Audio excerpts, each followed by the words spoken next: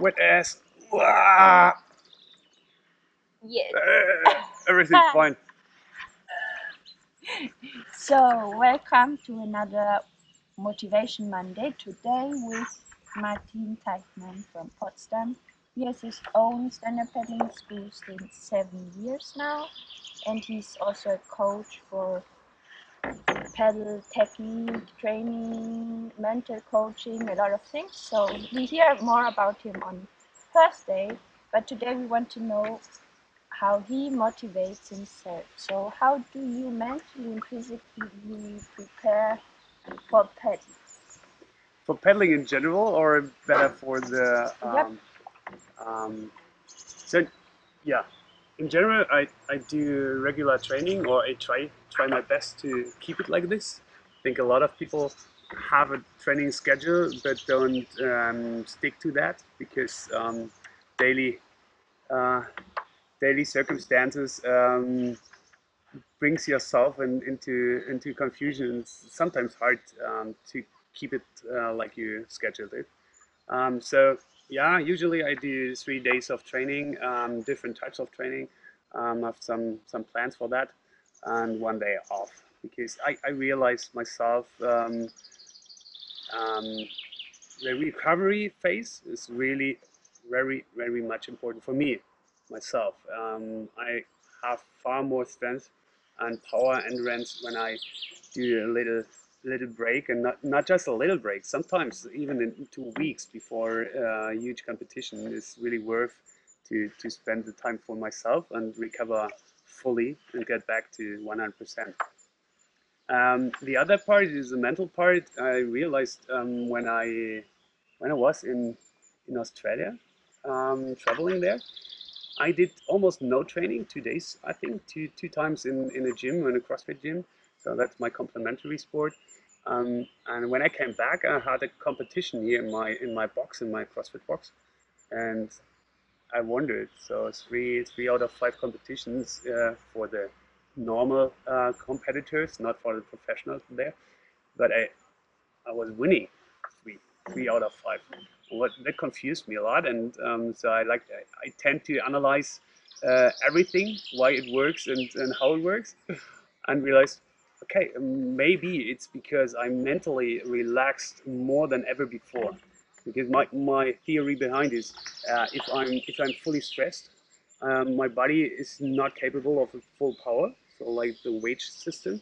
Um, so when I'm stressed to 70%, so I have just 30% to get to the 100. If I'm fully relaxed, so zero stress, which is, I don't know if it's possible, but I try my best. Then I have 100% to give in a competition, and that for me makes a huge difference. So from my point of view, um, the mentally capacity is almost 80% of the power, the performance you can bring into a race or into a competition. Yeah. Um, and what's your favorite exercise for paddling or in general? For paddling, uh, it doesn't seem like this, but I like to be in waves for sure. Not in big waves, I'm afraid of. But the 1 to 2 meters is really fun, and especially with race boards. Or recently some foil things. So playing around, playing is a key for every sport, and be passionate about that. Um, so there is no certain discipline I like to do most. I like to change, have a huge variety of things I do, and I move all day long. So it's really hard for me to sit at a desk and work, although I have to, like usually everyone needs, but I like to move all the time. Yeah, and do you have a special diet or you eat everything? I almost eat everything. I try to reduce my consumption of meat. So I'm not vegetarian. I'm not vegan or anything. I like to call it in any way or name it. I eat what I like to, what tastes good for me, and usually things things taste better if I know they are full of great nutrition and nutrients to cover my needs of my body. Um, and I almost have no diet what I change when I train or not train because my whole life is full of movement. So I should have a diet all the time.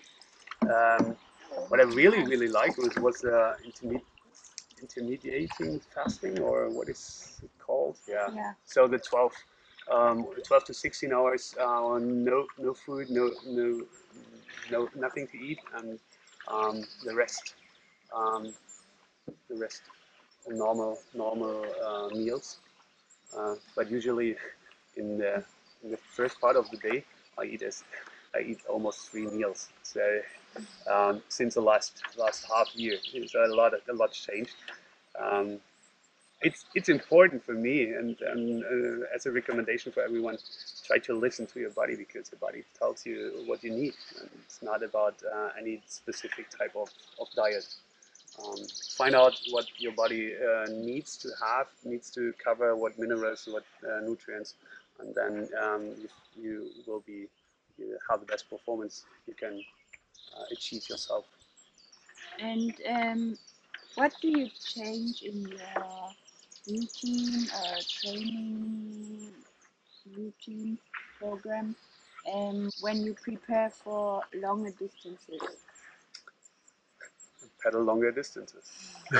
It's pretty easy. Uh, nothing works better to improve your pedaling than pedaling. That's my opinion. Nevertheless, sure, there are a lot of different sports and different um, types of workout you need to have, that your body doesn't get into a solid routine, because routine kills everything in the body from my point of view. So you have to do various types of trainings. So for longer distance, you need longer phases of training, of exhausting paddling, and it could be biking, it could be running, which is not mine, but yeah, could be. I like prone, so work really on different types, and for sure, even for long distance paddling, um, intervals are necessary to have to make different levels, um, how your body should work. Yeah. So, and can you give us a stroke technique tip for paddling? For fast paddling, Yeah. or Or for longer healthy, distance for or healthy one. Yeah, for longer distances, the rhythm is one of the keys, I think. But to get into the key, into a flow, or yeah, fluent technique, you have to have a certain technique, not to change it a lot. A technique which you can work on in different conditions, even in winning conditions. Um, as a trainer, most of my clients don't use their whole body. They do a lot of muscle paddling. So I like to paddle with my thick arms or whatever. But stand-up paddling is not for that. We see it in the different competitors. Some are really tiny, I would say tiny some, and others are like Buffy are more muscle focused, due to their style, I think. Most important is make use of your body, and the best is to take your, oh sorry. Okay. That's good. Okay. Yeah. So ganz wichtig. So use your full body, and I distinct between movement down the hip and up the hip. So with my upper body. So the down up part of my body always should balance my board, and I need as less balance power I need, as more power I have to put into my stroke. So I balance my downer part, just like a parallel, and the upper body can move freely, fully free. And if you do this stroke, go in with your paddle and move your body just with your blade at the same simultaneously at the same time. So not going forward as much as you like to, and then you don't have any power to put into your stroke. Nevertheless, you have your arms, but if you put in your blade and then go down with your body, then you get most of the power out without doing anything. It's just like being weak. Like I'm lazy. I like to fall on my blade, and that's exactly the power you need to out of the core body of the main system. And take care again. So be straight when you do the catch. Do the catch and then go down and put all the power into the stroke, and that's for me one key to keep my endurance high and to not to lose a lot of energy because I need to use my muscles, because muscles consume energy, and then you get very much faster in the stroke. Yeah, so thank you for your insights and see you again on Thursday. Yeah, thanks for having me. Was a blast. Bye bye. Bye bye.